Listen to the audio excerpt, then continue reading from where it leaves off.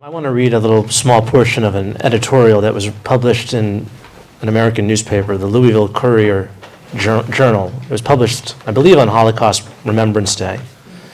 And it was co-written by 5 local personalities, figures, not all of whom were Jews, maybe only 1 or 2. And the headline of this was, Holocaust Remembrance Day is a time to remember more than one atrocity. These are just a couple of excerpts. Jews do not have a monopoly on persecution and atrocities. International Holocaust Day is not just a mantra about one Jewish Holocaust, but about every genocide, every mass tyranny that is carried out upon any group based on skin color, religion, gender identity, and ethnic background.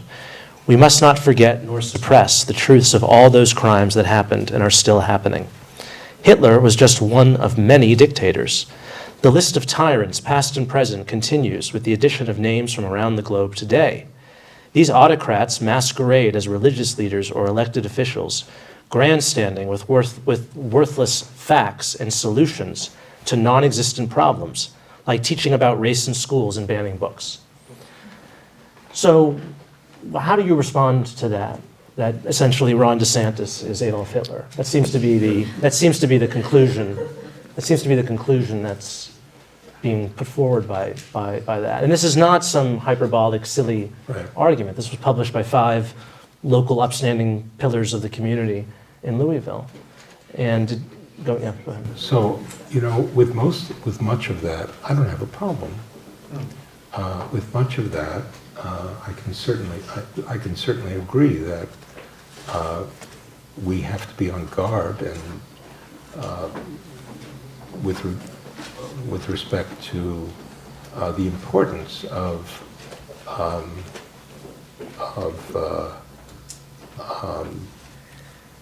not doing terrible damage to individual groups. Some of it, like Ron DeSantis and the issue of books and pushing everything into that basket, I don't agree. And I don't agree in general with the effort to say it's all the same. Say that again, Malcolm. I don't agree with the effort to say that it's all the same.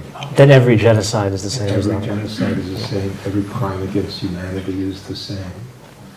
They're not all the same.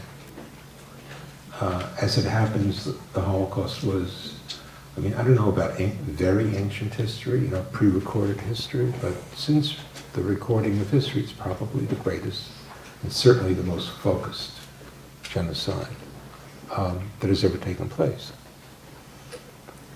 But to say that they're all the same, I think makes the Holocaust into less than it actually was. What is the impact of that? Because some might say, well, this is all in the past, and we want to be able to not use the Holocaust, but we want to be able to discuss it so that we can prevent harm committed against other groups. What are the actual consequences of allowing these sorts of efforts, like minimization or comparing it to other contemporary events? How does it actually have a real-world impact? Well, if you, in the process of trying to universalize, in the process of trying to apply the word Holocaust or the example of the Holocaust to everything else, if in that process you end up having to minimize the Holocaust, saying it's like everything else, then you're engaging in a dissolution of the Holocaust. And I think it's really important to be able to understand every instance on its own, on the basis of its own reality. And this was the worst such instance.